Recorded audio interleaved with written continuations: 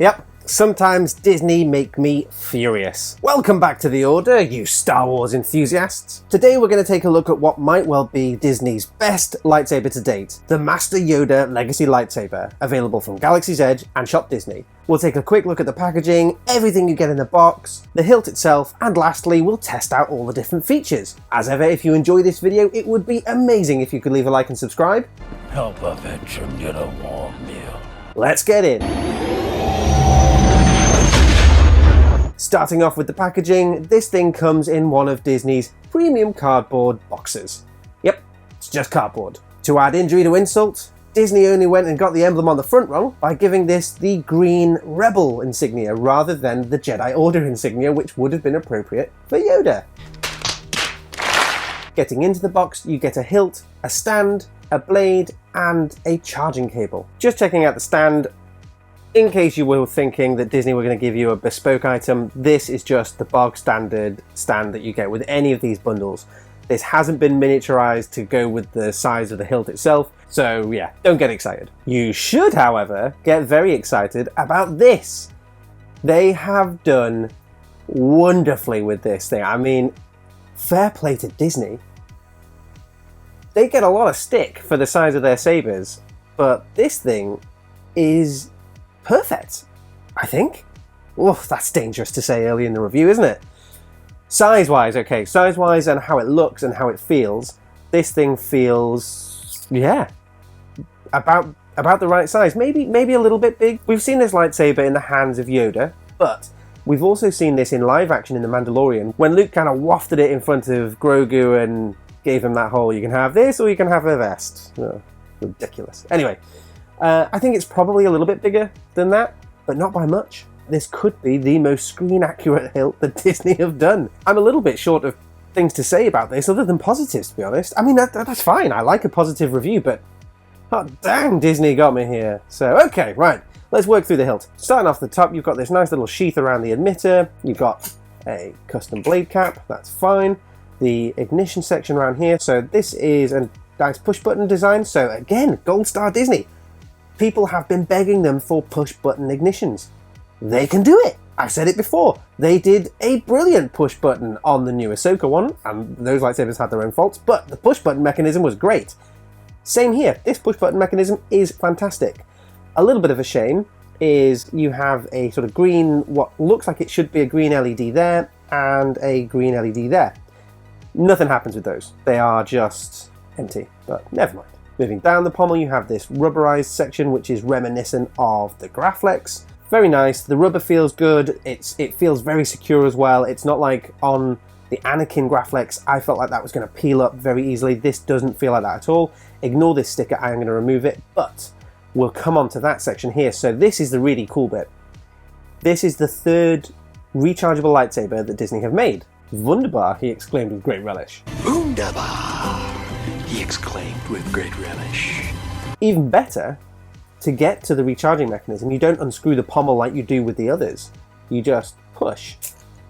And there it is. Isn't that nice? Again, Disney have the ability to be creative and screen accurate. So, you know, what you doing, Disney? What's going on with all the rest of them? Moving down to the bottom, you have a speaker, and yeah, less said about that the better. It's just a load of holes. You do, however, have this very well hidden legal guff. So I'm going to give Disney another thumbs up here.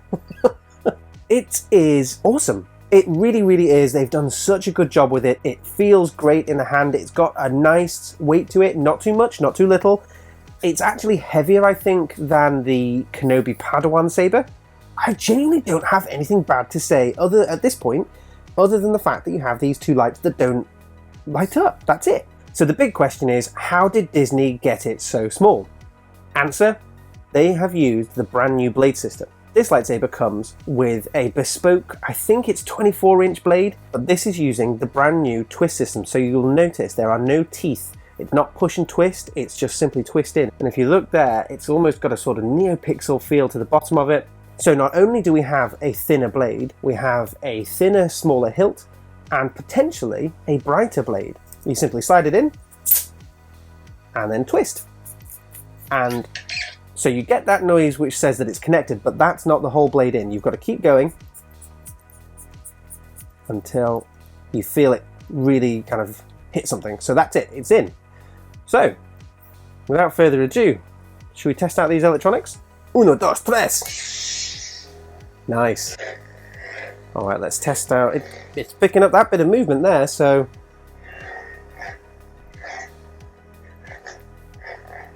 Okay, it's picking up a bit of movement.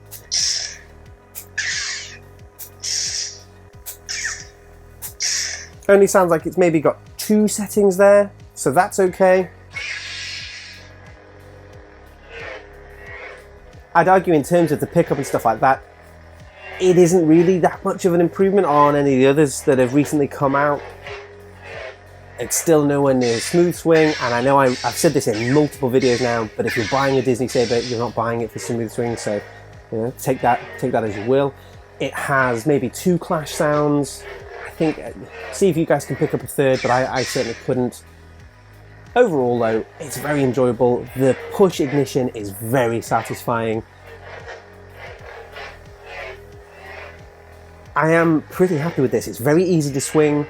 The blade lights up nice and smooth, slightly smoother I would say than a traditional blade. I'll compare and contrast an old blade versus a new blade so that you can get a bit of a gist.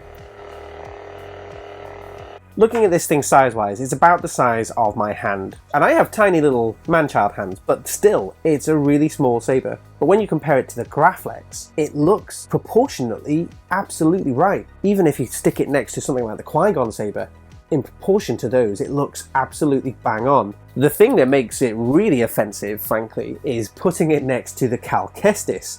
The Yoda lightsaber is almost as big as the entire emitter sheath section at the top. That is insane. Where I seriously owe Disney an apology is when this came out, or when this was announced, I was the first to say, Disney are going to get it wrong, they're going to do it too big. Because the only other Disney Yoda saber was this, which is their toy version. And if I put these side by side, there's no comparison. The toy version is monstrous and is basically the size of any other lightsaber, and that was a criticism and the fear that I had when this came out. So I think that about covers off everything that we can say about this lightsaber. There has been a lot of positives here, and I really love that fact. I don't like that insignia at all. Stupid rebel insignia. But the saber's fantastic. Is it worth getting and adding to your collection? Absolutely. I am pleased to report Disney smashed it.